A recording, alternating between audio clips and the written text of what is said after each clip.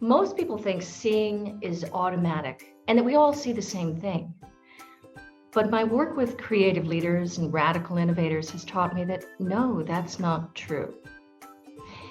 These kinds of high value creators and business leaders see what others don't.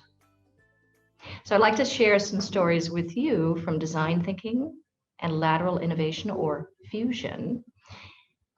In fact, it's 10 ways of seeing that I'd like to share with you in ways that they see, and we can as well to create more value. So first of all, what is design thinking? And I'll be telling some stories about design thinking. It's a human-centered approach to innovation that draws from the designer's toolkit and thinking processes to see what people really need and want, and design solutions for them that are technologically feasible and business viable to offer. What about fusion? What is that concept? Well, in nuclear fusion, two nuclei come together to form a new one, thereby releasing a great deal of energy into the world. Likewise, in business, science and technology, and the arts and humanities, we can combine two technologies, two industries, business models, social classes, organizational silos, two fields to create something new that releases a great deal of value into the world. So how do these people see in these value creating ways? Well, first of all, it may sound a silly idea, but it's really good advice to see with your eyes, not your ears. What on earth do I mean? Well, in fact, it's one of my favorite design thinking stories. And there was a pharmaceutical company that discovered that oftentimes in a home, the only person who can open a child-proof bottle is a child. Okay, and this is a bad thing. So they wanted to create new bottle designs. So, being very marketing centric, they created focus groups. They got a bunch of old people to come into focus groups, and they would hand them a new design and say, okay, please take this home, come back and tell us what you think. And they'd give them a new design, and folks would come back and say, yeah, fine, fine. They'd give another new design, okay, version 2, version 3, version 53. And they'd take them home. And there was one little old lady in particular who every time she came back, she'd say, oh, yeah, it's fine. Okay, they got nowhere. And so in desperation, they hired some creative type folks, design thinkers, a design team. Now, designers don't haul people into their offices and focus groups. They go out and observe people where they live and work and see what their real problems are. So, of course, the team went to her house. They knock on her door. She invites them into the living room. Everyone sits down. They all get cozy. And they give her the new bottle design. Oh, thank you. And they say, oh, ma'am, could we see you open the bottle? And she said, oh, yeah, sure. And she left. And they said, ma'am, where are you? Oh, I'm in the kitchen. Can we come in the kitchen too? Oh, yeah, sure. And they watched her go over to the wall and flip the electric switch.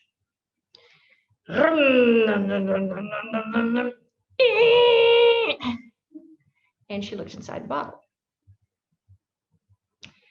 She had no problem opening any bottle they gave her because she opened it with her ham slicer. And no one in the focus group leading the groups thought to say, oh, by the way, are you opening this with your ham slicer?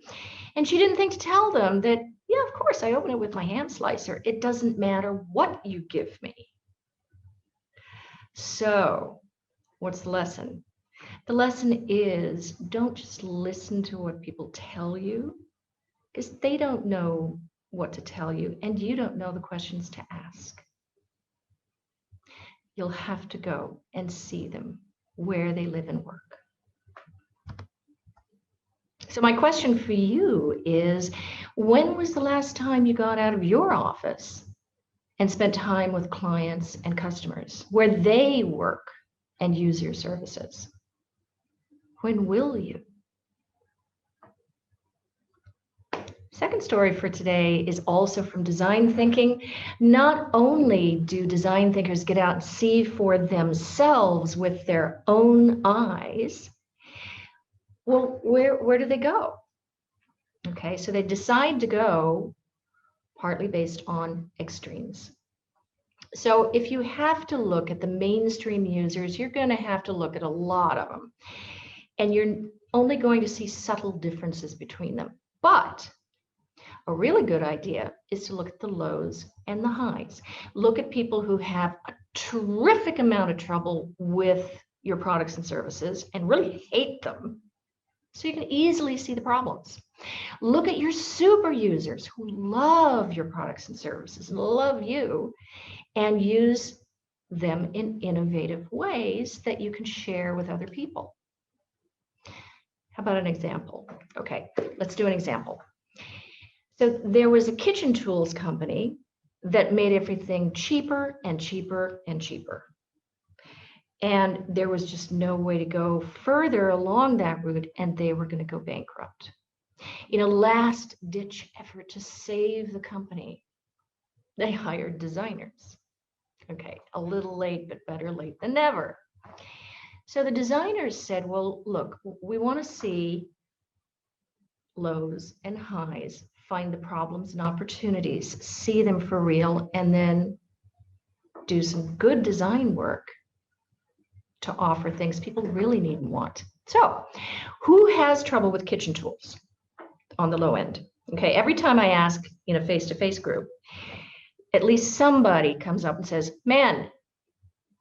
Usually there's a group of married women who pop up and say, husbands. Okay, but wait a minute. On the high end, who are your expert kitchen tool users 14, 15, 16 hours a day? Well, oftentimes that's a chef. Often they are men, and sometimes they're even married. Okay, so the team looked at chefs and bartenders and people who work in soup kitchens. All right, but we still haven't figured out the low end. All right, well, we just had an example of an elder lady with arthritis opening a bottle. Aha, okay, so older people with arthritis might have trouble using kitchen tools. Folks who have various disabilities. Well, if you're not old, then you might be young. Children have trouble with kitchen tools. So here's what they did. They watched a grandmother and a granddaughter making pizza. And when the little girl was trying to roll the pizza cutter that with that round blade and that handle on the side, she couldn't do it because she didn't have enough strength in her wrist and her elbow. So what'd she do? She turned the handle on top and cut the pizza that way, which, by the way, is dangerous. Don't let your kids do that. Now, when they saw pizza chefs cutting pizza, they noticed another thing. They'll pull the pizza out of the oven. They take that round cutter and a handle and go bang, bang, bang to break up the crust of the pizza. And then to cut it, what do? They put the handle on top, because 14, 15, 16 hours a day, they know it's very easy to do. So because they saw the same thing on both sides, the designers decided to put the handle of the pizza cutter where? Obviously on top. And so on the left-hand side of your screen, you're looking at a pizza cutter that is super comfortable and super easy to use. And by the way, stylish and dishwasher safe. The designers made a whole line of products that were super easy and super comfortable. What happened to the company? Everyone loved them, the company grew, and they became the envy of the rest of the industry. So, final note, why don't designers look at the mass market, who are the real, most of the users of the product? Well, it's because you can learn so much more quickly and easily by looking at the lows and highs. If you've just put up an office building, how many people in a wheelchair do you need to see to know that there's a problem with your steps? Just one. It's a great way to learn. So my question for you today is, who are your lows and highs? And when will you seek them out? As a matter of fact, if you start looking for stuff, you'll notice it coming to you. Now, not only do designers look at lows and highs, we also look at analogies. Here's an example. There was a hospital emergency room where the doctors, nurses, and administrators wanted to get better. Okay, what is better for an emergency room? Well, the services have to be fast and they have to be right. It's got to be the right thing to do, or somebody could die. So by analogy, where could you look way outside of hospital rooms to get some good ideas? They talked about it for a while and figured out, Formula One racing. So they put the ER in charge. They put other doctors and nurses in charge for a day, and the doctors, the nurses, and the design team went to Formula One, sat right in front of the pit crew, and watched as the car patients rolled in, and the pit crew would scurry out, and they would do this and they would do that. And people were constantly nudging each other, saying, "Ooh, look at that. Did you see? That's a good idea. We don't do that. Why don't we do that? Let's do that." And they brought back so many good ideas to the emergency room, and they didn't stop there. They invited the pit crew team to come to the hospital and said, "Well, here's what we do. How would you do it?" Many more lives were saved, and the business grew quite well. So my question for you is, where could you go for good ideas way beyond your normal? When will you? Now, something that both design thinkers and fusioneers do is see with their hands. Now, wait a minute. When my kids would go and play with everything, I kept telling them, you look with your eyes, not your fingers. And only after years of design thinking did I realize my kids were right and I was wrong. You see so much and learn so much when you prototype, experiment, and when you play and mess around with stuff. Now, there was a sports scientist, a really brilliant one, named Dr. Kenneth Graham. He worked with the Australian Olympic team, and in particular with Matt Mitchum. Now, Dr. Graham made a mathematical model to predict the scores that the judges would issue for, well, since Matt was in diving, for particular dives and routines.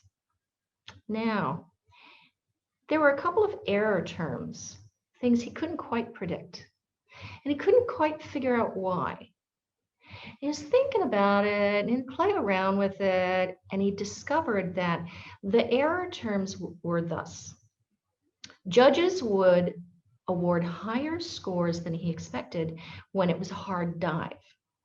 They also issued higher scores than expected at the end of a routine, a multi-dive routine. Now, since he's playing with it, he went to Matt and he said, hey, Matt. Now, I know everybody does their hardest dives first because you're fresh and less likely to make a mistake. But what if you did your hardest dive at the end of the routine? Would you make extra marks because it was hard and extra marks because it was at the end of the routine. They tried it out. Matt earned the highest score in Olympic history. So there is some value in playing around with stuff. So, big question. When was the last time you played with something out of curiosity and followed up what didn't make sense? Are you too wrapped up in day-to-day management to do that? Can you carve some time out of your day to play and mess around, recognizing that there is value in it? Will you?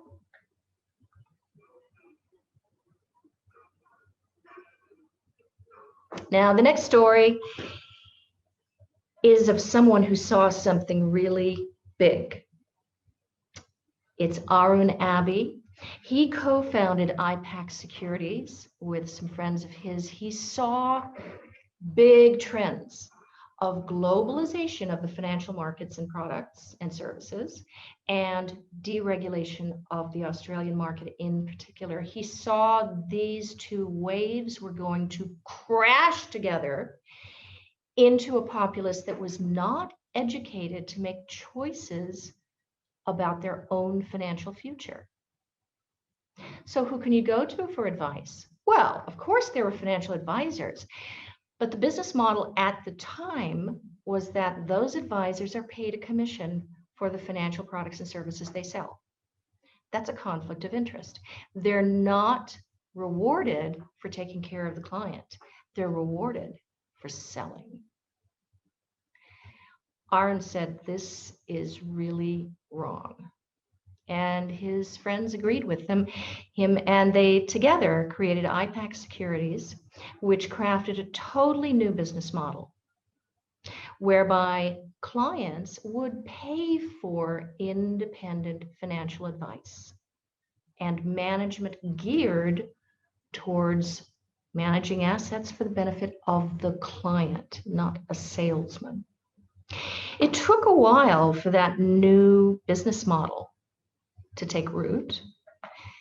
Matter of fact, it took 10 years of struggling and building, but passionately sticking to their values and beliefs. Ultimately, it paid off. He and his partners sold IPAC to AXA for 180 million US dollars, at which time they had about 70,000 clients around the world and $15 billion under management. So they saw something big, took action, and stuck with it. Big question then, what big trends will crash into your world? What will happen? What will you do? But do you have to see only big things? No. It can be very, very important to see small things. Bank of America hired a design team to make a particular thing for them. And so being, of course, a design team, based on our earlier story, you know, they're not just going to do what they're told and design something pretty. They've got to go out and find the needs and opportunities and desires. They've got to go out and see for themselves. So they said, hey, bank, this is great, but we need to go to the homes of your customers and non-customers and see how people manage their money. Not a problem. Off they went. They noticed two things in a lot of homes. First of all, businessmen would come home wearing a suit. What, of course, is the first thing they want to do? Get out of the damn suit. Very uncomfortable. So before you get out of the suit, you need to empty your pockets.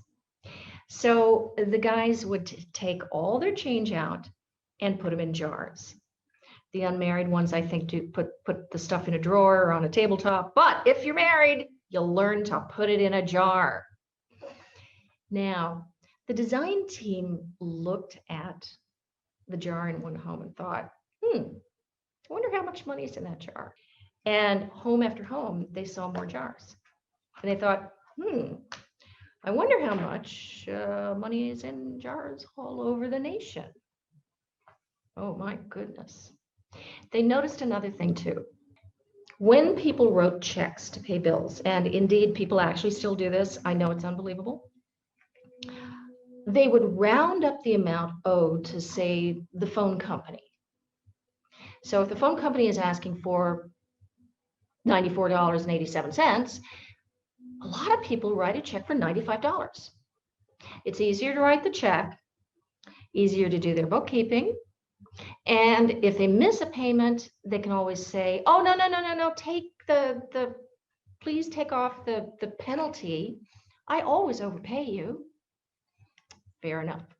So the designers looked at this and said, wait a minute. There's a lot of little bits of change. They're going out of people's homes absolutely unnecessarily. How much is that if you add it up? Well, tying the two together, they came up with a new idea. They went back to Bank of America and said, we don't want to make the thing you hired us to make. We want you to make the Keep the Change program. So with this new kind of bank account, people will sign up online, sign up to pay their bills automatically. The change up to the next dollar would be rounded up, and that change will go into the savings account of the customer. Sounds like a really small idea, right? It added up. 12 million new customers later, they had helped people save $3.1 billion. Not bad for something small. So, what small thing do your customers and clients do that could add up to something big? Now, it's important to see what's big. It's important to see what's small. Sometimes it's important to see what isn't there at all. Sorry if I sound like Dr. Seuss. Jack Cowan, an insurance salesman from Canada, went to Australia, and he noticed 50 people in a takeout queue for Chinese food. He was talking to people in the queue and found that, well, there was no other place to get takeaway, quick, fast food. So he thought about it and talked to his friends, talked them into lending him some money to bring the first KFC franchise to Australia. It worked quite well, thank you. Everybody loved the KFC that he built up. So he built up another one, and another one, and another one. Pretty soon, he decided to diversify into burgers and did a deal with Burger King. That was the start of the Hungry Jack's brand. He also bought up pizza restaurants, but he thought, hey, what if, you really should be able to order centrally and have pizzas go out from wherever the pizzas happen to be and you happen to be. Those restaurants were folded then into Domino's Pizza. And today he is the chairman of Domino's Pizza. Jack saw something that wasn't even there, but could be there, probably should be there, and created billions of dollars worth of business that employ tens of thousands of people, serve many thousands of customers, and it resulted in a net worth for him over $1.7 billion. So my question for you is, what have you noticed that someone should do something about? Will you?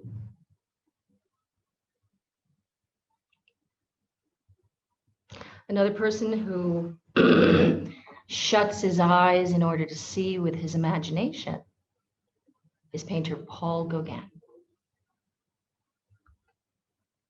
Now, believe it or not, you can also see with your heart and your feet. Here's an example. Sister Cyril Mooney was a nun and school principal at the Loreto School in Calcutta. Part of the program that the students would go through is to do community service. And she had seen poor children nearby living under a bridge. So she said to a student team, hey, go under the bridge and find out how many poor kids there are over there so we can design some programs for them. Great. So the students went under the bridge, interviewed the kids that they found there, came back and said, oh, sister, there are no poor children under the bridge. They're all quite fat. Because they hadn't yet worked with poor children, they couldn't see that they had the advanced stages of malnutrition in which the body swells. Sister said, okay, you go and join the teaching program for the poor kids in the villages, okay? And off you go. 6 months later, the kids came back and said, oh, sister, why do we take a bus to teach poor kids off in the village when there are poor kids living nearby right under a bridge? And she said, oh, really? Yeah. Well, maybe you ought to design a program for them over there. Yeah, we'll do that. And that's what they did.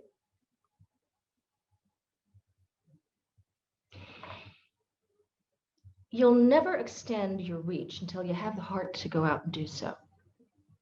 And you may not be able to see until you've started working on it already. As a matter of fact, Sister Cyril, the one piece of advice she gives to business people is this. Don't start whatever it is you want to do with your business plan and your strategy and your funding request before you even do thing one. Just do it. Get out there, do good. When people see the good that you're creating, resources will come, but just get started. And as the kids can tell you, you may have to start that journey in order to be able to see around the corner. Over the course of 35 years, Sister Cyril, with her teachers and her students, started program after program after program that ultimately changed the lives of 450,000 people. So what do you feel is a big opportunity, but you have no facts and you think you'll never get a budget to pursue it? What will you do? Will you just do it?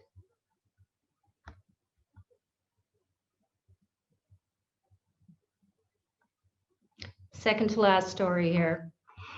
Not only do these amazing creative people see what's big, see what's small, see what's not there, hard, feet, and the rest, they see through a mental workshop window from mental diversity.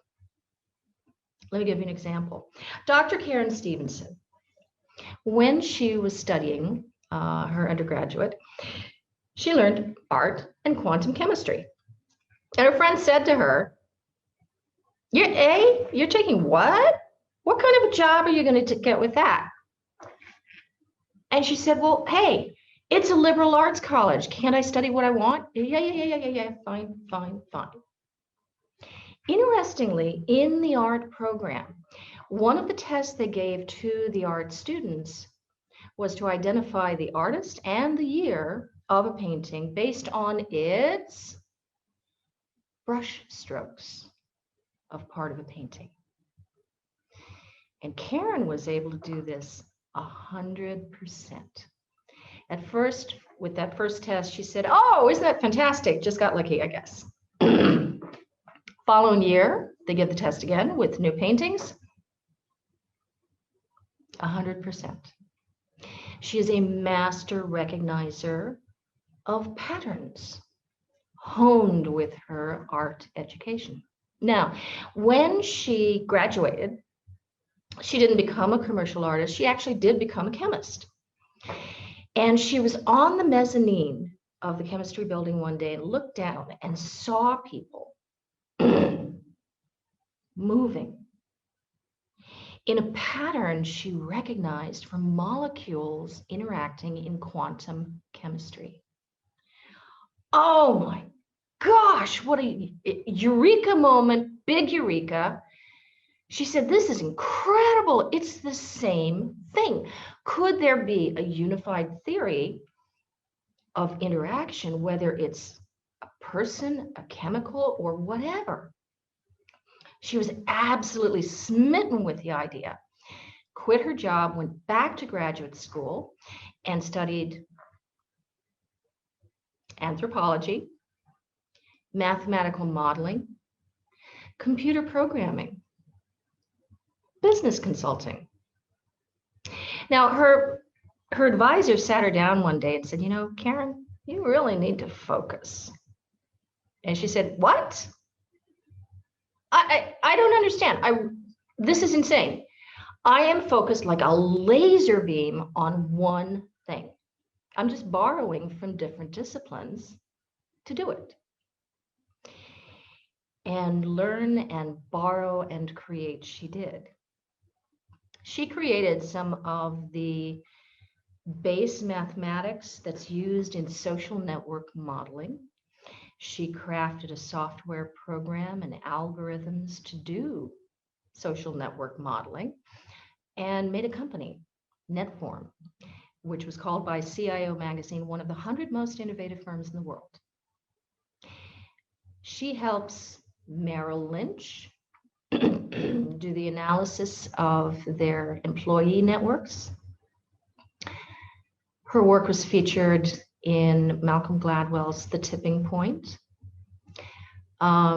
She works with the Pentagon. She was with the AIDS studies when AIDS first came out, studying ground zero to understand the dispersal of the condition, a condition that had never existed before.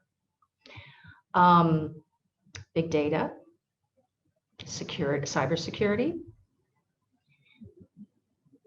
and she's still going and still making new discoveries.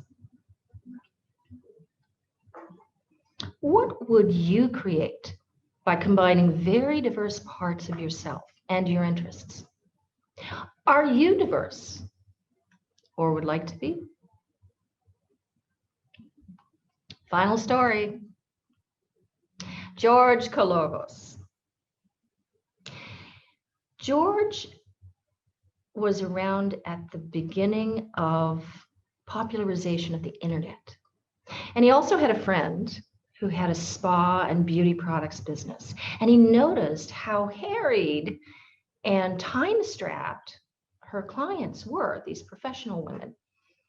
And he thought the internet might offer great opportunities if we combine the internet and beauty products. So his was one of the first e-cosmetics companies in the world.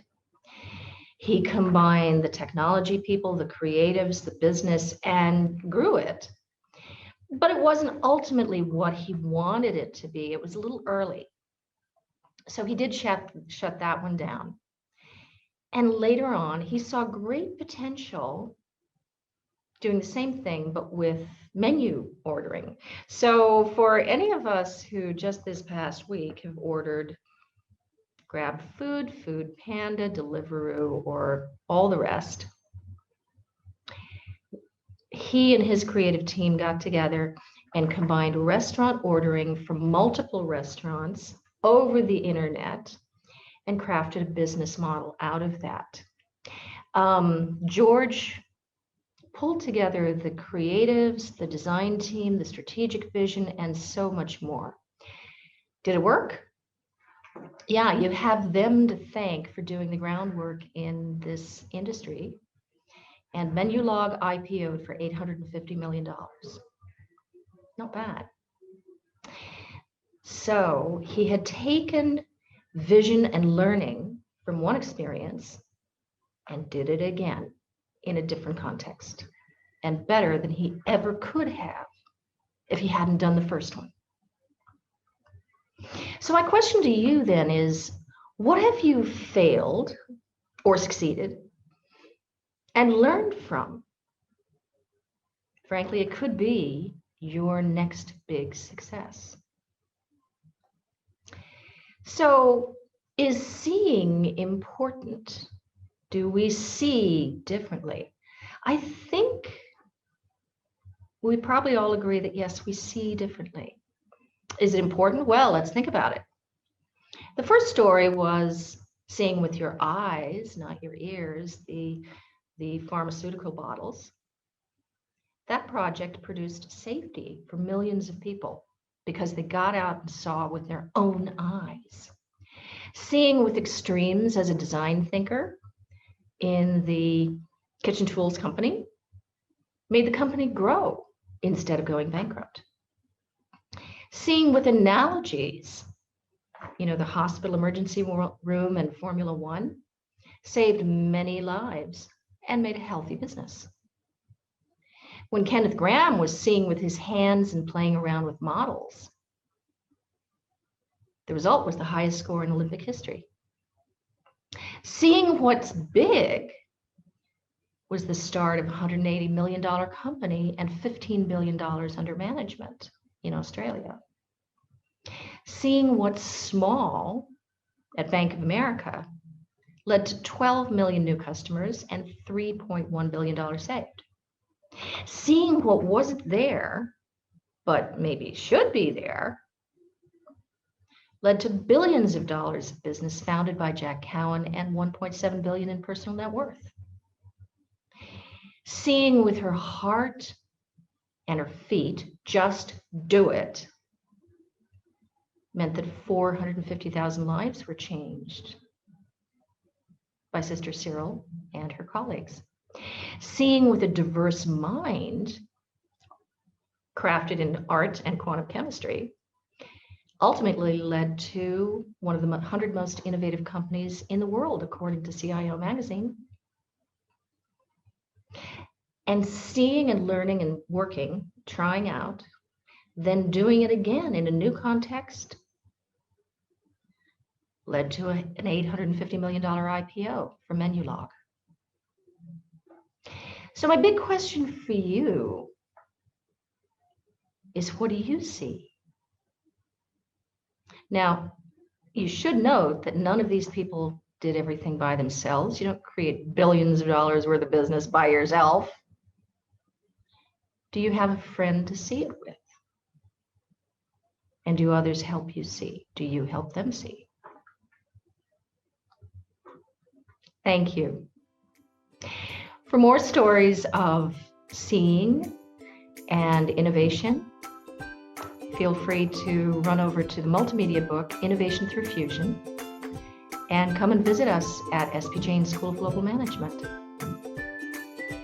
Also have a look at my website for not only fusion, but design thinking stories as well. Thank you.